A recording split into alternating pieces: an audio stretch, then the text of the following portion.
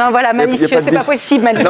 Non mais malin peut-être, mais pas vicieux. Ouais. De toute façon, c'est une question d'éducation. À 56 ans, Patrick Fiori a brisé en une seconde l'image que tout le monde croyait connaître, lâchant une vérité si violente que le studio entier s'est figé.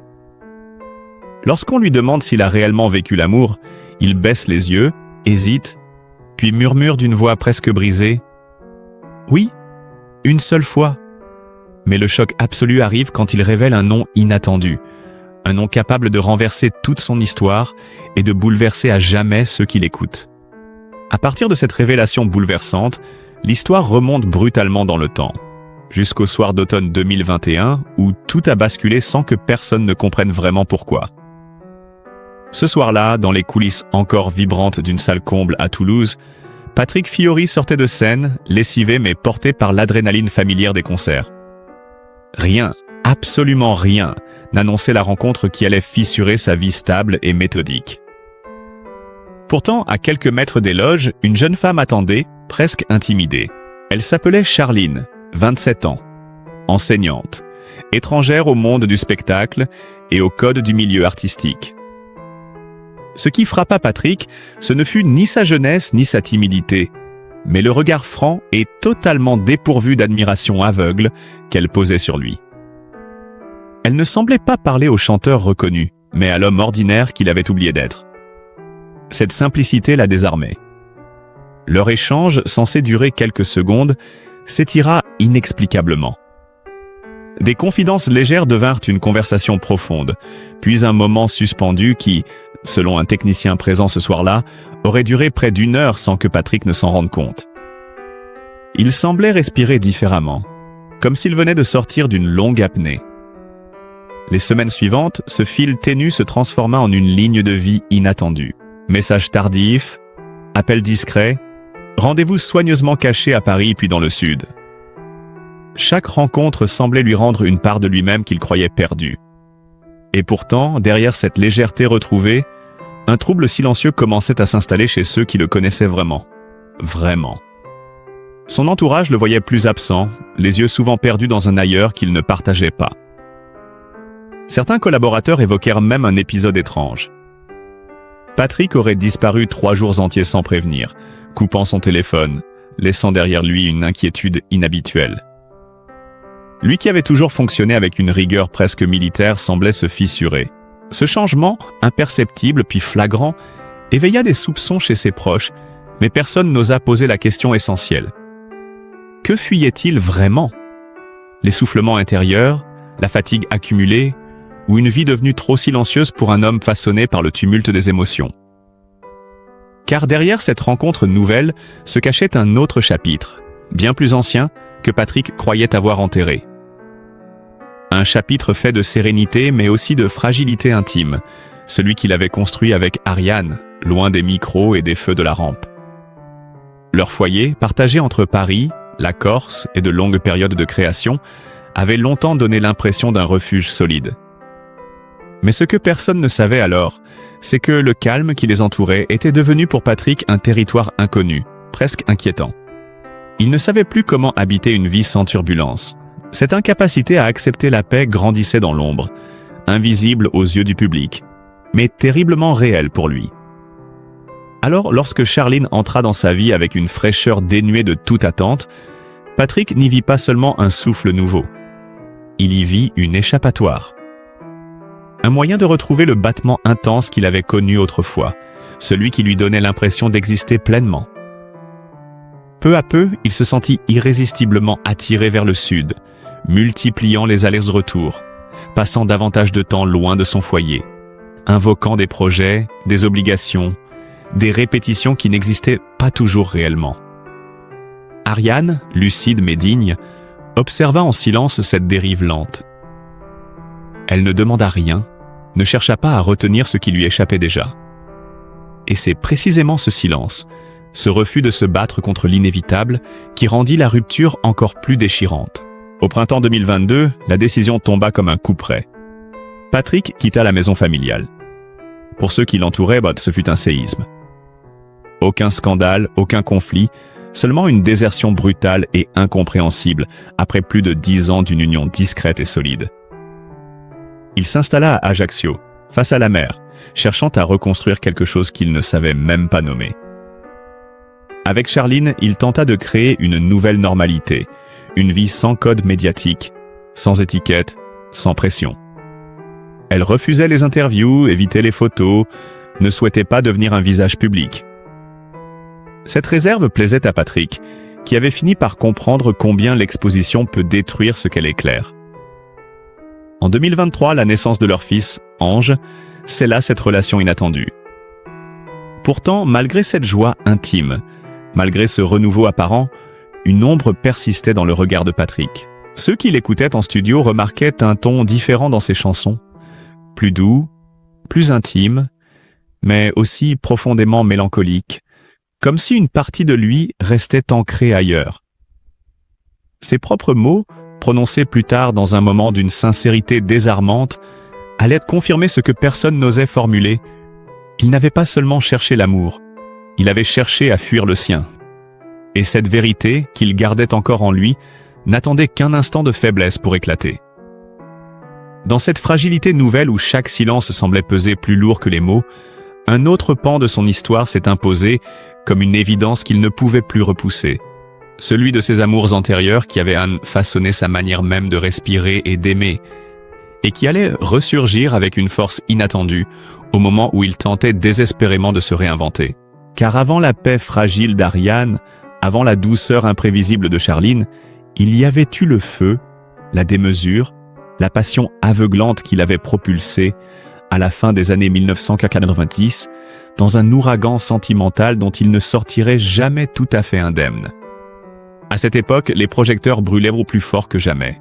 La musique occupait tout l'espace, et Patrick avançait comme un homme happé par son propre destin quand une rencontre fulgurante bouleversa sa trajectoire.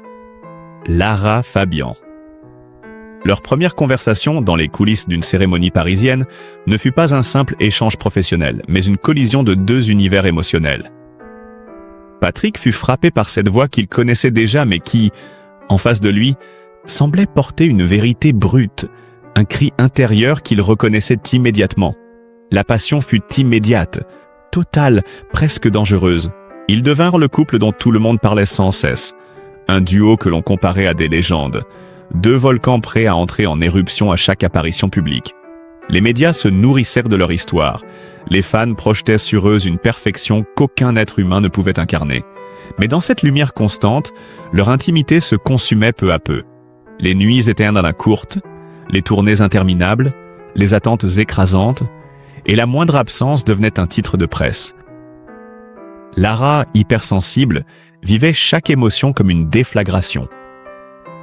Patrick, en pleine ascension, se sentait happé par tout ce qui lui échappait. Très vite, l'amour devint un champ de bataille silencieux, où chacun tentait de respirer sans blesser l'autre. Un espace où la passion se muait en brûlure. Leurs proches racontent que certains soirs, l'épuisement était tel qu'ils ne se parlaient presque plus, non par manque d'amour mais par excès d'intensité. La rupture fut inévitable, sans cri ni trahison, mais avec une douleur sourde et durable. Cette histoire, que le public romantisait encore des années plus tard, laissa en lui un vide immense. Elle lui apprit que l'amour absolu pouvait être sublime mais aussi destructeur, qu'il existait un seuil au-delà duquel l'âme s'asphyxie. Puis, comme souvent dans la vie, le destin lui présenta une réponse différente, presque opposée. Julie Zenati. Leur rencontre fut moins explosive mais beaucoup plus structurante, une sorte de respiration après le tumulte.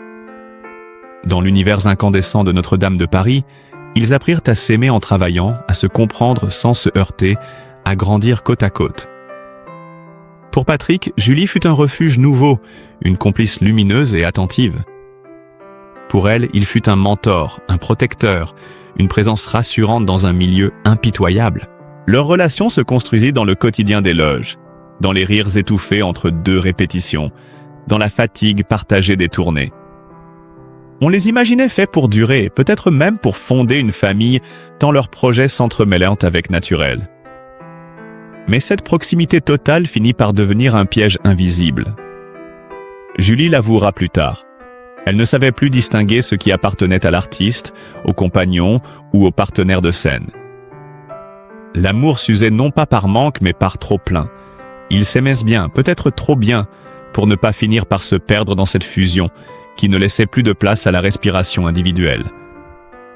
Leur rupture fut douce et silencieuse, presque exemplaire, un adieu sans reproche où chacun reconnaissait la nécessité de se retrouver soi-même. Et pourtant, même cette histoire calme laissa une trace profonde dans la construction affective de Patrick. Une leçon sur les limites de la douceur lorsque l'on peine à se définir. Ainsi, lorsqu'on observe l'ensemble de son parcours, quelque chose devient évident. Aucune de ces histoires, ni la passion flamboyante, ni la complicité fusionnelle, n'avait répondu à ce besoin intérieur qu'il ne savait pas nommer. Ce vide qu'il tentait de fuir encore des années plus tard, lorsqu'il rencontra Charline. Et c'est précisément cette accumulation d'amours inachevés, de chapitres restés entr'ouverts, qui rend sa confession finale encore plus vertigineuse. Au moment où l'on croit comprendre le parcours sentimental de Patrick Fiori, une vérité encore plus déroutante se dessine en filigrane, plus complexe, plus intime, presque murmurée à travers les années. Son incapacité profonde à habiter une vie tranquille, à accepter la stabilité comme une forme d'accomplissement plutôt que comme une menace. Car si les passions l'avaient souvent brûlé, et si les amours fusionnels l'avaient parfois englouti, c'est véritablement face à la paix qu'il se retrouvait le plus désarmé. Et cette paix, il l'avait pourtant côtoyée de près, quotidiennement, avec Ariane, cette femme discrète, solide, qu'il avait aimée sans jamais chercher la lumière, lui offrant un espace où il pouvait déposer le masque, la voix, l'image publique. Ensemble, ils avaient alors construit un foyer que beaucoup auraient envié. Des matins calmes en Corse, des ateliers nocturnes où ils écrivaient chacun dans leur coin. Des enfants grandissant loin du tumulte médiatique. Mais derrière cette harmonie, Patrick ressentait parfois une étrangeté sourde, un vertige silencieux, comme si le calme réveillait un manque plus ancien, comme si l'absence de drame laissait remonter des questions qu'il n'avait jamais résolues. Il l'avouera plus tard, presque à contre-cœur. Il ne savait plus comment vivre dans la douceur. Et c'est ce sentiment, cette faille intime, qui rendit possible la dérive lente qui s'installa entre eux. Il n'y eut ni crise soudaine ni dispute mémorable, seulement une distance qui grandissait sans bruit. Une respiration devenue trop ample pour un couple qui avait cessé de se questionner. Ariane, fidèle à sa nature, ne demanda jamais d'explication. Elle observa, elle comprit, elle accepta sans se résigner comme si elle savait déjà que certaines ruptures n'ont pas besoin de mots pour exister. Pendant ce temps, Patrick se réfugiait dans sa musique, mais ses mélodies trahissaient une tension nouvelle, une fragilité diffuse que ses proches percevaient sans pouvoir l'expliquer. Le public, lui, ne voyait rien. L'image du couple restait impeccable, presque trop parfaite. Pourtant, à huis clos, quelque chose se défaisait irrémédiablement. Et c'est dans ce contexte que surgit la rencontre avec Charline, non comme une trahison brutale, mais comme un déclencheur, une échappée inattendue qui révéla à quel point Patrick cherchait inconsciemment un autre rythme, un souffle extérieur, un mouvement capable de briser le silence intérieur qui l'étouffait. Lorsqu'il quitta le foyer familial en 2022, son entourage fut frappé par l'absence totale de drame. Ni cris, ni reproches, ni explications théâtrales. Seulement un départ net, presque clinique, que personne n'avait anticipé. Lui-même semblait naviguer entre la fuite et la nécessité vitale, comme s'il cherchait désespérément à éviter de regarder en face ce que ce départ signifiait réellement. Et c'est précisément ce déni, cette volonté de se réinventer à tout prix, qui marqua les mois suivants. Ses apparitions restaient professionnelles, maîtrisées. Mais derrière le regard se glissait une profondeur nouvelle, un mélange de doute et de soulagement qu'aucune interview ne parvenait à dissiper. Même après la naissance de son fils Ange, événement pourtant lumineux, Patrick semblait porté par une double vérité. La joie sincère de ce renouveau et un trouble persistant. Une ombre douce mais réelle que ses proches décrivaient comme une nostalgie qu'ils ne parvenaient pas à nommer. Cette ombre, il la transportait partout, dans les studios, sur scène, dans les moments de solitude face à la mer. Elle était là, silencieuse, patiente, prête à se faire entendre dès que l'armure se fissurerait. Et c'est précisément dans cette fragilité que va surgir la question qui, plus tard, le désarmera en plein tournage et le forcera à affronter ce qu'il fuyait depuis des années. La vérité sur l'amour qu'il avait réellement vécu, celui qu'il avait perdu sans savoir l'honorer, celui qui ne ressemblait ni à la passion ni à l'éblouissement, mais à quelque chose de plus rare, de plus profond, de plus déstabilisant encore.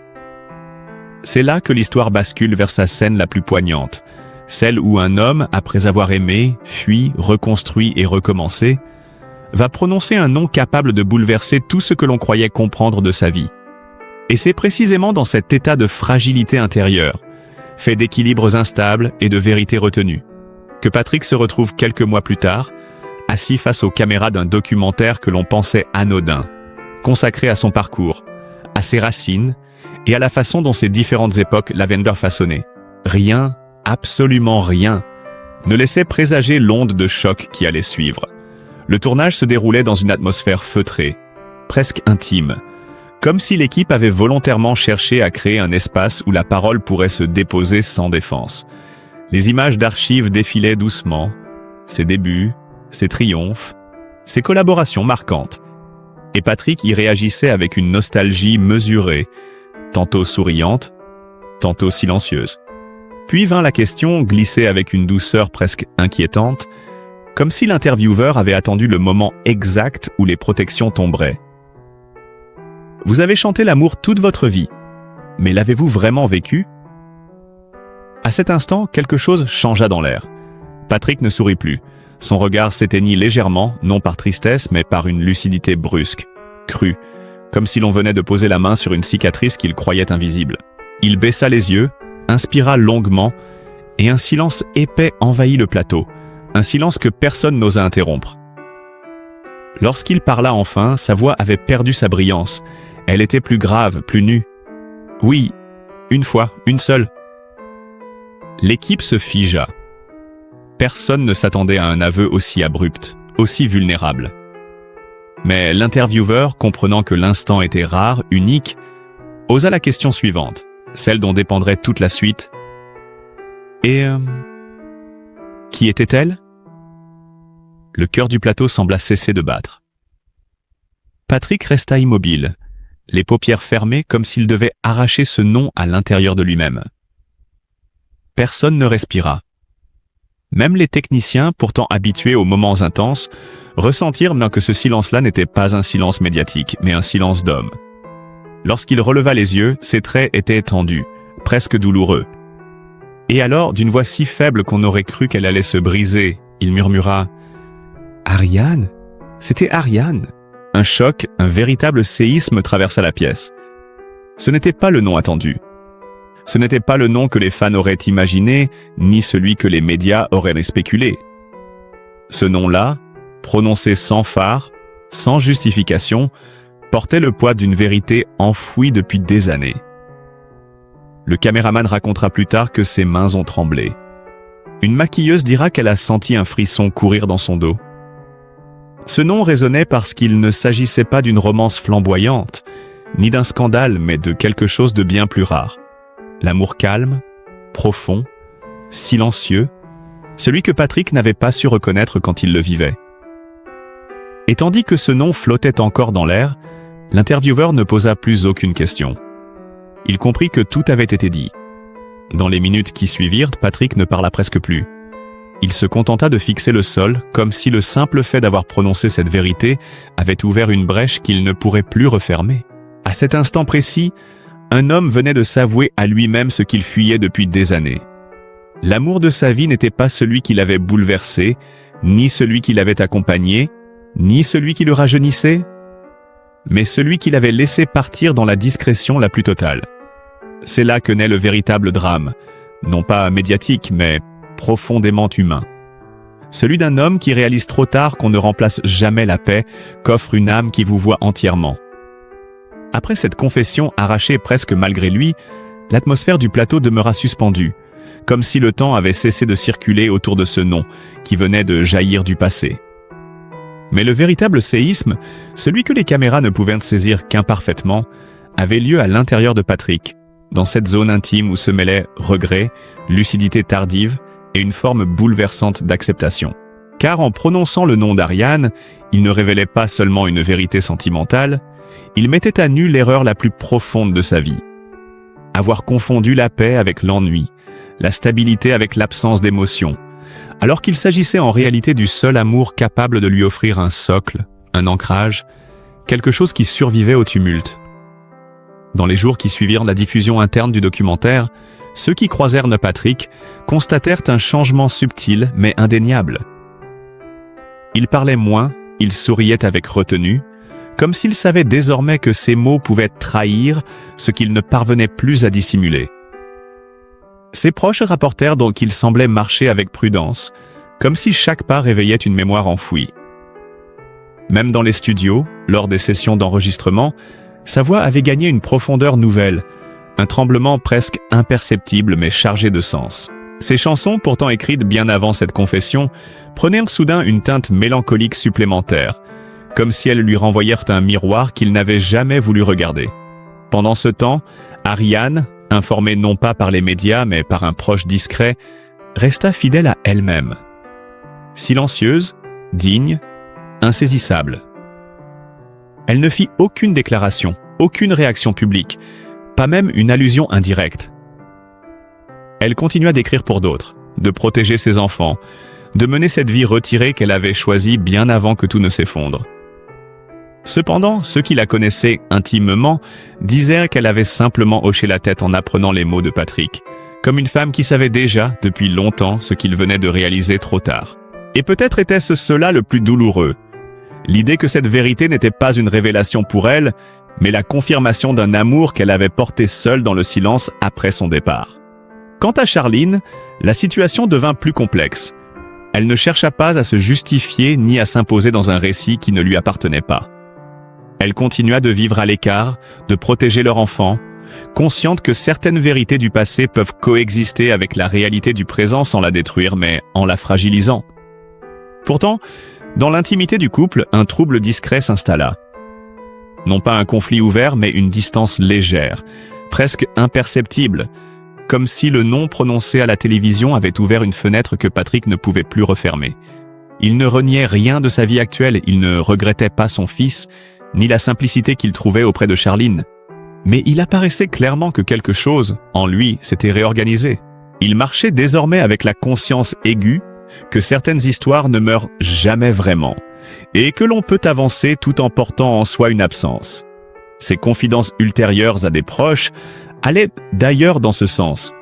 Il parlait d'Ariane non pas avec nostalgie romantique, mais avec un respect presque sacré, comme si elle incarnait la partie de lui qu'il n'avait jamais su honorer comme il fallait. Et derrière ce respect se cachait une autre vérité, plus dure encore. L'idée qu'il avait construite une nouvelle vie sur une blessure qu'il n'avait jamais soignée. Ses chansons se chargèrent alors d'une profondeur nouvelle, moins éclatante mais plus humaine, comme si chaque note était désormais traversée par le poids de ce qu'il avait perdu. Et dans les coulisses, dans ce monde où les murmures circulent plus vite que les certitudes, on commença à se poser des questions, non pas sur la solidité de son couple actuel, mais sur la manière dont un homme peut continuer à avancer lorsque l'amour qu'il reconnaît enfin ne peut plus revenir. C'était là le cœur de sa tragédie intime. Vivre avec une vérité trop lourde pour être tue, trop tardive pour être réparée, mais nécessaire pour continuer à respirer. Alors que les semaines passaient et que le public découvrait à son tour les images du documentaire, une onde de stupeur traversa les réseaux et les médias. Non pas parce que Patrick avait évoqué l'amour, mais parce qu'il avait enfin donné un nom à celui qui avait façonné son histoire intime.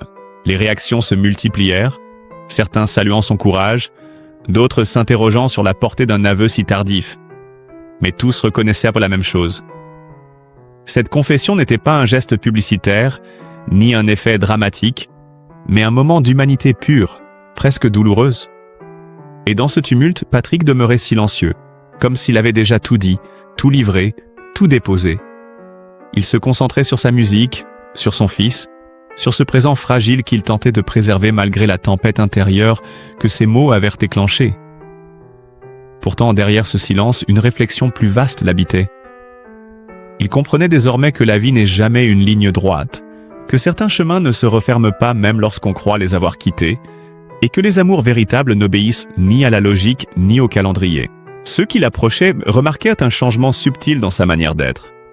Une lenteur nouvelle dans ses gestes, une tendresse plus consciente dans son regard, comme s'il avait cessé de se battre contre ce qu'il ressentait et accepté de marcher avec cette vérité au lieu de tenter de l'effacer. Sa musique, elle aussi, évolua. Les mélodies devinrent plus introspectives, les mots plus dépouillés, plus proches de la chair que de la performance. Certains y voyaient un renouveau artistique, d'autres une blessure encore ouverte, mais tous s'accordaient à dire qu'il chantait désormais avec une sincérité que l'on n'entend qu'une fois qu'un homme a traversé ses propres ruines. Pendant ce temps, Ariane, fidèle à son silence, demeurait hors du récit médiatique, mais sa présence abstraite semblait planer dans l'ombre de chaque geste de Patrick, comme un fil invisible reliant le passé au présent. Quant à Charline, elle assumait ce rôle délicat d'être le refuge d'un homme dont une part du cœur continuait de vibrer ailleurs. Elle ne cherchait ni à remplacer ni à rivaliser, consciente que la complexité des sentiments humains dépasse souvent ce que la société voudrait imposer. Et au milieu de ces trois trajectoires, Patrick avançait, un pied dans la vie qu'il reconstruisait, l'autre dans la mémoire de ce qu'il n'avait pas su préserver. Cette dualité devint son quotidien. Il n'était ni déchiré ni instable, mais simplement conscient. Conscient qu'on peut aimer plusieurs fois, mais qu'on ne reconnaît l'amour essentiel qu'au moment où il n'est plus là.